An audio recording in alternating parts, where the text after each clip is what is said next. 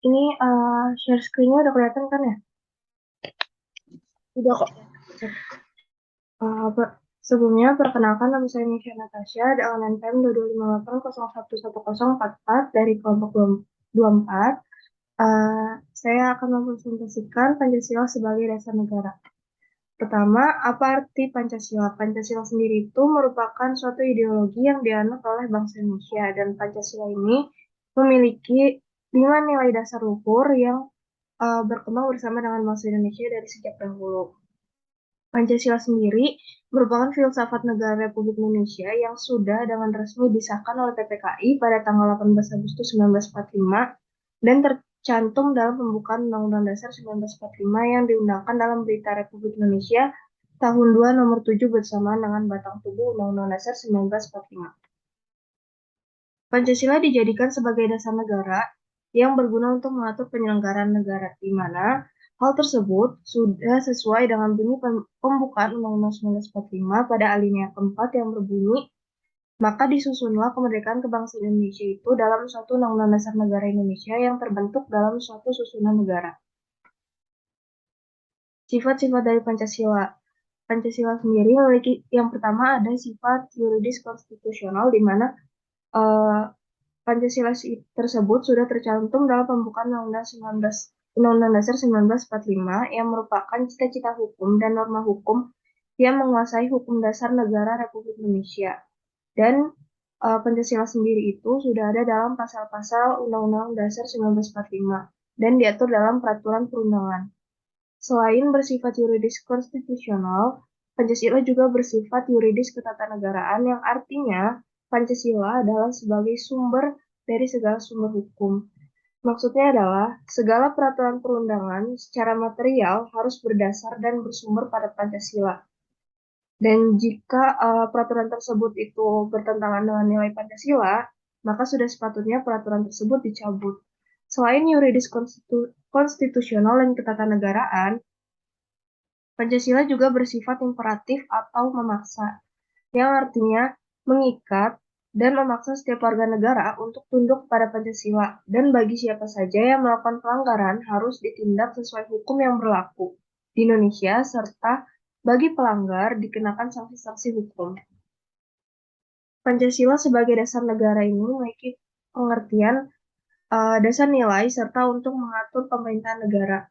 Sebagai dasar negara, Pancasila merupakan suatu asas kerohanian yang meliputi suasana kebatinan atau cita-cita hukum, sehingga merupakan suatu sumber nilai, norma, serta kaidah, baik moral maupun hukum negara, dan menguasai dasar baik yang tertulis atau undang-undang maupun yang tidak tertulis atau dalam kedudukannya sebagai dasar negara. Pancasila mempunyai kekuatan mengingat secara hukum. Sebagai sumber dari segala hukum atau sumber tertib hukum Indonesia, maka Pancasila tercantum dalam ketentuan tertinggi, yaitu pembukaan Undang-Undang Dasar 1945. Pancasila sebagai dasar negara ini memiliki 5 konsep. Yang pertama sebagai dasar tegaknya NKRI. Seperti yang kita tahu, Pancasila ini merupakan tonggak sejarah berdirinya NKRI. Lalu Pancasila sebagai dasar partisipasi warga negara, di mana warga negara dapat turut andil dan bisa mengeluarkan pendapatnya dalam pemerintahan dan penyelenggaraan negara. Lalu, Pancasila sebagai dasar dalam penyelenggaraan negara, di mana perlakuan dalam penyelenggaraan negara itu terhadap warga negaranya harus didasarkan dalam nilai-nilai Pancasila. Selanjutnya ada Pancasila sebagai dasar dalam pergaulan warga negara Indonesia, di mana di sini Pancasila itu harus berhubungan dengan warga negaranya, serta bagaimana warga negara harus memperlakukan warga negara lainnya. Yang terakhir, ada Pancasila digunakan sebagai dasar sumber hukum nasional. Jadi semua peraturan perundang-undangan seperti Undang-Undang Dasar tahun 1945 hingga peraturan daerah tidak boleh menyimpang dari nilai-nilai yang ada di Pancasila. Selanjutnya ada salah satu contoh kasus yang merupakan penyimpangan dari Pancasila sebagai dasar negara, yaitu kasus korupsi Surya Darmadi, di mana kasus korupsi ini termasuk kasus korupsi yang terbesar pada tahun ini di Indonesia. Selain penyerobotan tanah negara seluas 37 hektar di Kabupaten Indragiri Hulu, Provinsi Riau, Surya Darmadi juga melakukan tindak pidana pencucian uang. Dan lahan tersebut digarap tanpa izin oleh Grup Duta Palma yang merupakan perusahaan perkebunan kelapa sawit dari tahun 2003 sampai 2022. Akibat penyerobotan lahan itu, negara dirugikan sebesar 78 triliun, yang membuat kasus ini dinyatakan beberapa media sebagai skandal korupsi dengan nilai kerugian terbesar sepanjang sejarah Republik Indonesia. Lalu dalam penjabaran kasusnya ini, ada yang meminta izin, mengajukan izin pengelolaan perambahan hutan untuk perkebunan dan pengelolaan kelapa sawit kepada pemerintahan Kabupaten Indragiri Hulu. Izin itu untuk 5 perusahaan di bawah grup Duta Palma tadi. Namun saat dicek, 5 perusahaan tersebut melakukan pengelolaan hutan dan izin usaha perkebunan tanpa disertai dengan adanya izin pelepasan kawasan hutan dari Kementerian Perhutanan, dan juga Grup Duta Palma dan kelima perusahaannya ini tidak memiliki atau memegang hak guna usaha pengelolaan hutan dari Badan Pertahanan Negara.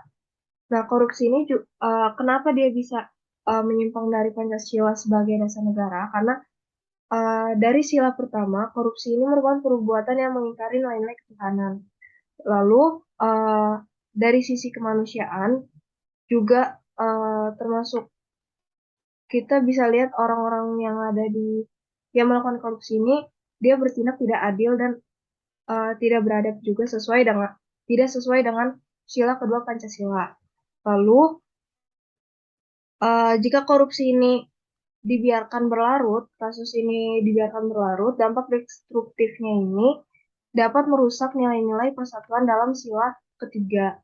Dan juga kita mengingat para koruptor ini lebih mementingkan diri dan kelompoknya sendiri ketimbang kepentingan nasional bangsa dan negara. Dan juga kejahatan korupsi dapat mengganggu kehidupan berbangsa bernegara yang dipimpin dengan hikmat dan penuh kebijaksanaan, sebagaimana tertera pada sila keempat.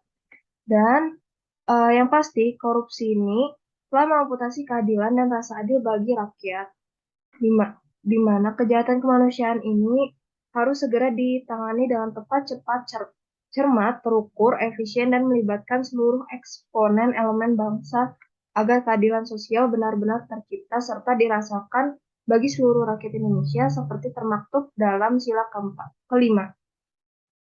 Lalu solusi untuk menangani korupsi ini, yang pertama kita bisa membatasi kekayaan pejabat publik, yang kedua juga menetapkan pajak kekayaan atau pajak warisan, yang ketiga ada membenahi sistem pengajian publik dan swasta, keempat ada menjadikan semua sama di depan hukum, kelima ada membantu KPK, dan yang terakhir ada menghilangkan justifikasi korupsi. Sekian yang dapat saya sampaikan. Ada yang ditanyakan? Jika tidak, saya akhiri presentasi saya kali ini. Saya ucapkan terima kasih atas perhatiannya. Wassalamualaikum warahmatullahi wabarakatuh.